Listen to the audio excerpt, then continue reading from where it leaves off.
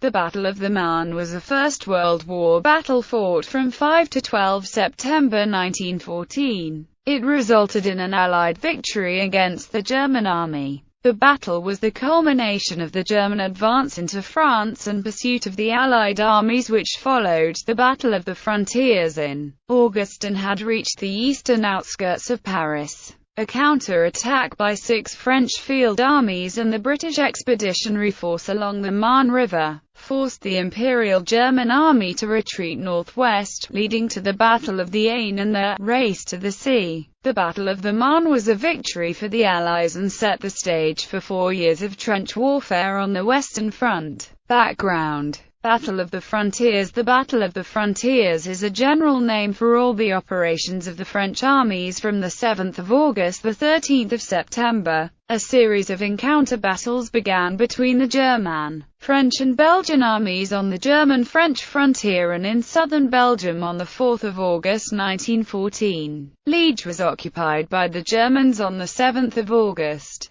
The first units of the British Expeditionary Force landed in France and French troops crossed the German frontier. The Battle of Mulhouse was the first French offensive of World War I. The French captured Mulhouse, until forced out by a German counterattack on the 11th of August, and fell back toward Belfort. On the 12th of August, the Battle of Halen was fought by German and Belgian cavalry and infantry, resulting in a Belgian defensive success. The BEF completed its move of 4 divisions and a cavalry division to France on the 16th of August. As the last Belgian fort of the position fortified Liège surrendered, the Belgian government withdrew from Brussels on the 18th of August. The German army attacked the Belgian field army at the Battle of the Ghetto. The next day, the Belgian army began to retire towards Antwerp, which left the way to Namur open. The main French offensive, the Battle of Lorraine, began with the battles of Morhange and Sarrebourg. Advances by the First Army on Sarrebourg and the Second Army towards Morhange. Château Salins near Morhange was captured on the 17th of August and Sarrebourg the next day. The German 6th and 7th Armies counter-attacked on the 20th of August, and the Second Army was forced back from Morhange and the First Army was repulsed at Sarrebourg. The German armies crossed the border and advanced on Nancy, but were stopped to the east of the city. The Belgian 4th Division, the solitary part of the Belgian army not to retreat to the defensive lines around Antwerp, dug in to defend Namur, which was besieged on the 20th of August.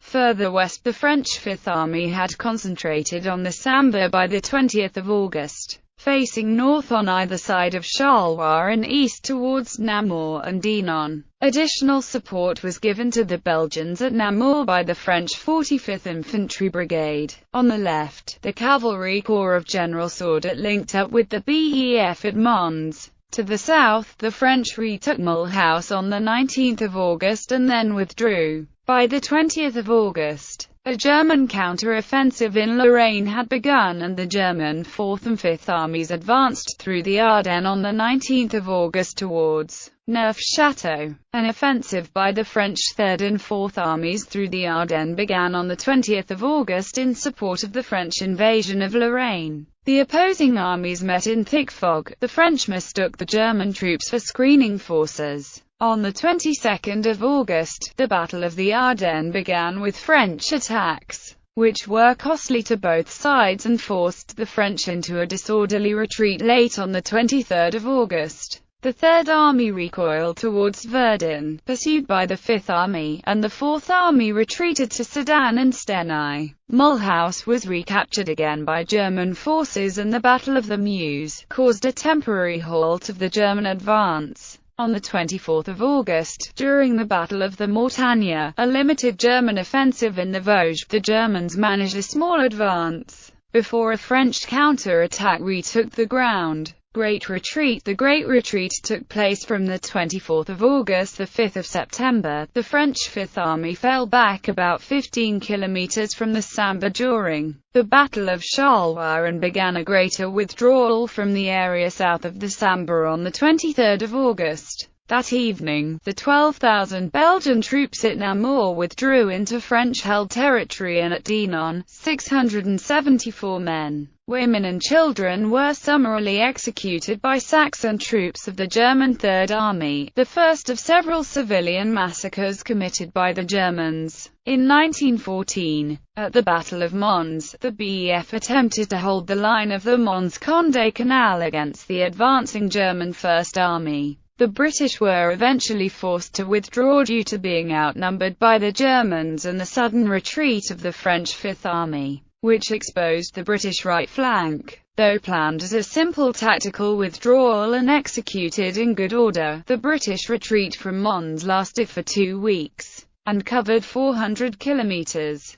During the retreat, BEF commander Sir John French began to make contingency plans for a full retreat to the ports on the English Channel, followed by an immediate British evacuation. On 1 September, Lord Kitchener, the British Secretary of State for War, met with French, and ordered him not to withdraw to the Channel. The BEF retreated to the outskirts of Paris before it counter-attacked in concert with the French, in the Battle of the Marne. The French First and Second Armies had been pushed back by attacks of the German Seventh and Sixth Armies between St. Dié and Nancy. The Third Army held positions east of Verdun against attacks by the Fifth Army. The Fourth Army held positions from the junction with the Third Army, south of Montmedy, westwards to Sedan, Mézières, and Fiume. Facing the Fourth Army, the Fifth Army was between Fiume and Maubeuge. The Third Army was advancing up the Meuse Valley from Dinant and Givet, into a gap between the Fourth and Fifth Armies, and the Second Army pressed forward into the angle between the Meuse and Sambre, directly against the Fifth Army. On the far west flank of the French,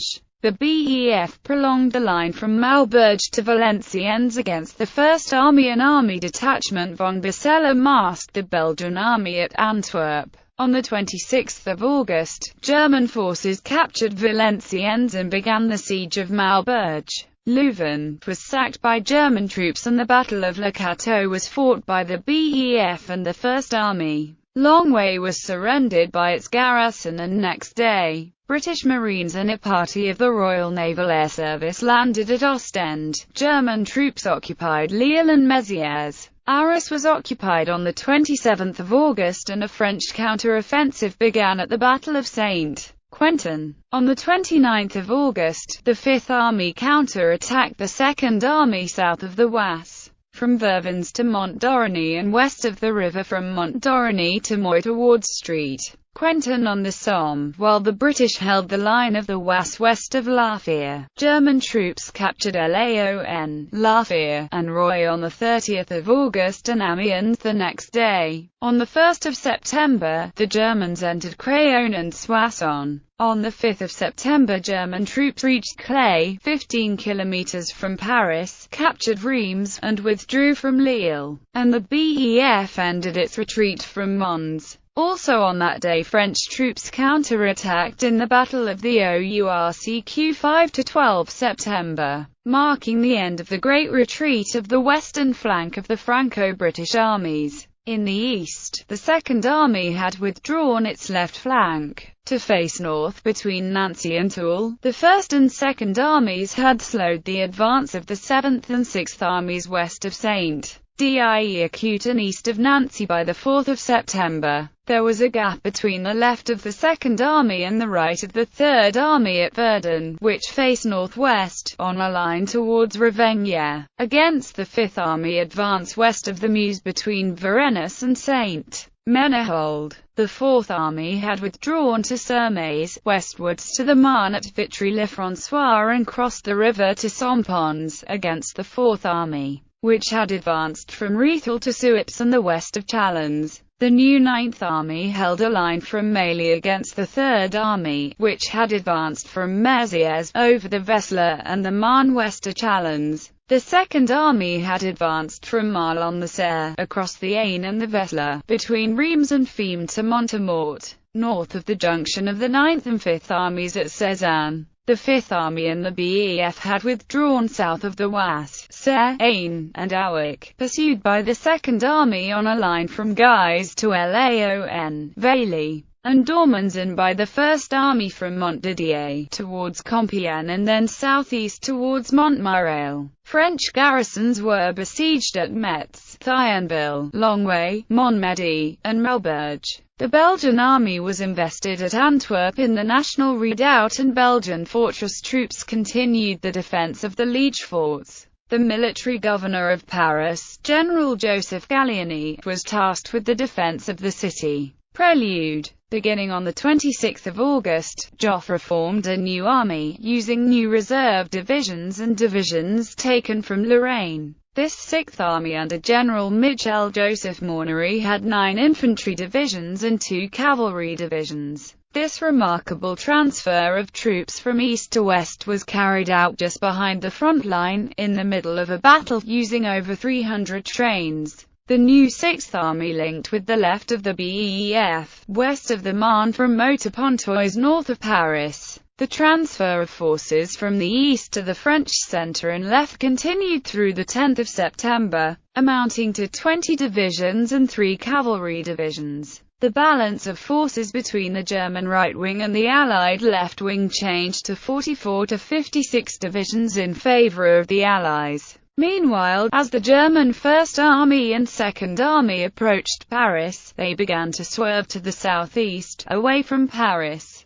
to envelop the left flank of the retreating French armies, but exposing their own right flank to the Allies. By the 3rd of September, Joffre had become aware of the positions of the German armies. On the 3rd of September, Joffre replaced Fifth Army Commander General Charles Lanrezac with General Louis Franchet d'Espery. On the 4th of September, he made plans to halt the French and British withdrawal and attack the German right flank with the Sixth Army and the BEF. The attack was set to begin on the morning of the 6th of September. The French 1st, 4th Armies to the east were to resist the attacks of the German 5th, 7th Armies between Verdun and Toul and repulse an enveloping attack on the defences south of Nancy from the north. The 6th and 7th Armies were reinforced by heavy artillery from Metz and attacked again on the 4th of September along the Moselle. Battle. The First Battle of the Marne was fought from 5 to 12 September 1914. The battle was composed of 3 major actions.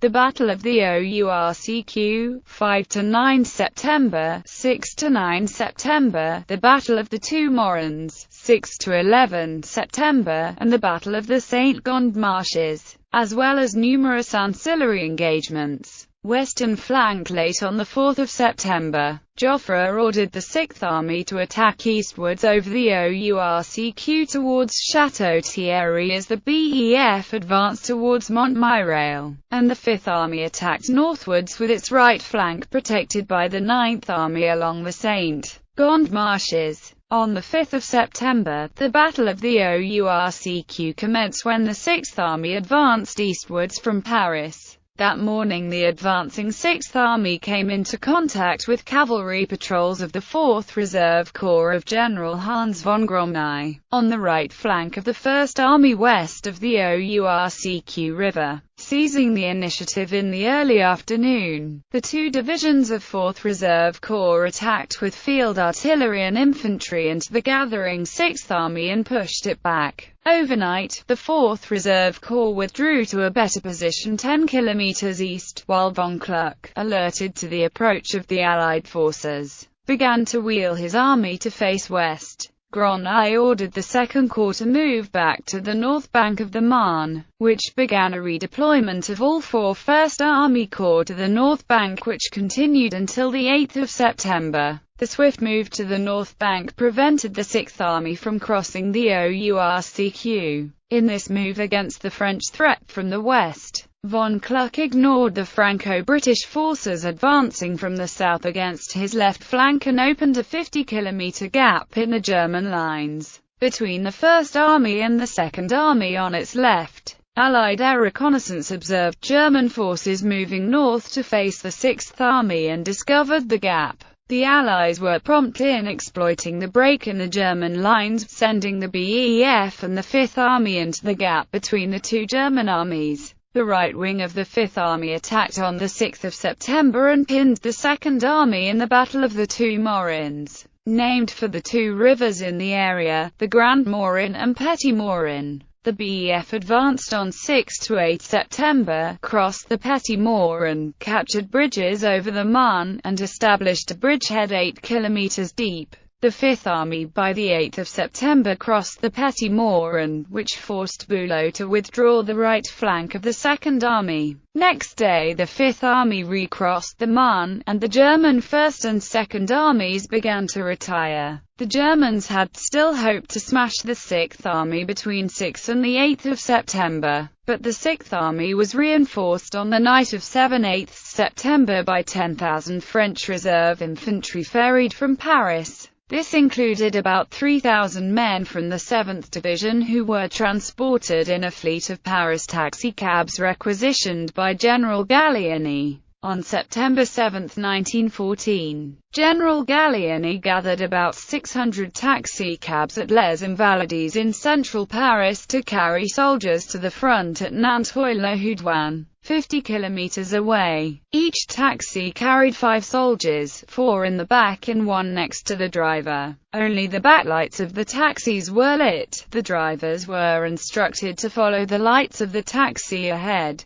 Most of the taxis were demobilized on September 8, but some remained longer to carry the wounded and refugees. The taxis, following city regulations, dutifully ran their meters. The French treasury reimbursed the total fare of 70,012 francs. The arrival of 6,000 soldiers by taxi has traditionally been described as critical in stopping a possible German breakthrough against the Sixth Army. However, in 2001, Strachan described the course of the battle without mentioning taxis, and in 2009, Herwig called the matter a legend. He wrote that many French soldiers traveled in lorries and all the artillery left Paris by train. The impact on morale was undeniable. The taxis de la Marne were perceived as a manifestation of the union sacrée of the French civilian population and its soldiers at the front, reminiscent of the people in arms who had saved the French Republic campaign of 1794, a symbol of unity and national solidarity beyond their strategical role in the battle. It was also the first large-scale use of motorized infantry in battle. A Marne taxicab is prominently displayed in the exhibit on the battle at the Museum of the Army at Les Invalides in Paris.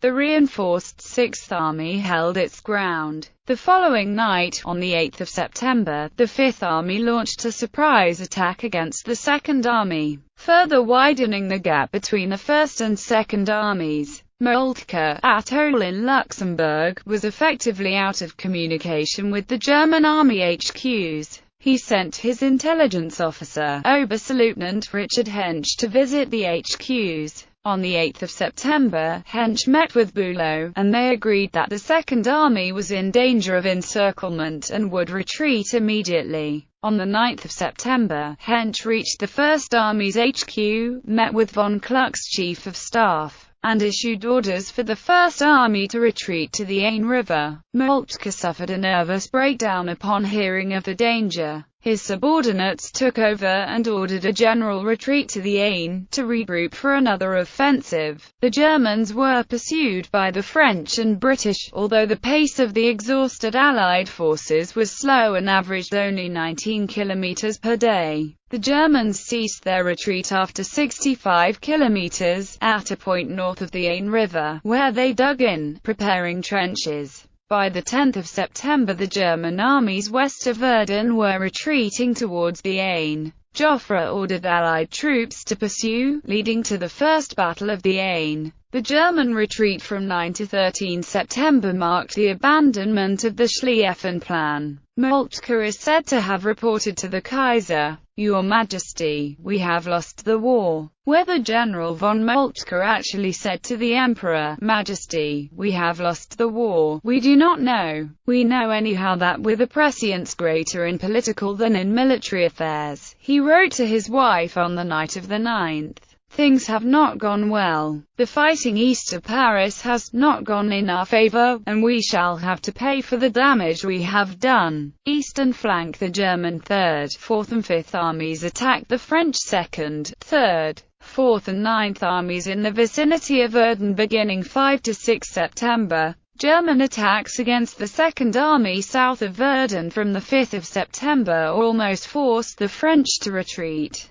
southeast of Verdun. The 3rd Army was forced back to the west of Verdun by German attacks on the Meuse Heights, but maintained contact with Verdun and the 4th Army to the west. Other fighting included the capture of the village of Lvcvlvs in the Battle of Lvcvlvs, the Battle of Vitry around Vitry-le-François, and the Battle of the Marshes of Saint-Gond around Cézanne. On the 7th of September, German advances created a salient south of Verdun at Saint-Mihiel, which threatened to separate the 2nd and 3rd Armies. General Castelnau prepared to abandon the French position around Nancy, but his staff contacted Joffre, who ordered Castelnau to hold for another 24 hours. German attacks continued through the 8th of September, but soon began to taper off as Moltke began shifting troops to the west. By the 10th of September the Germans had received orders to stop attacking and withdrawal towards the frontier became general.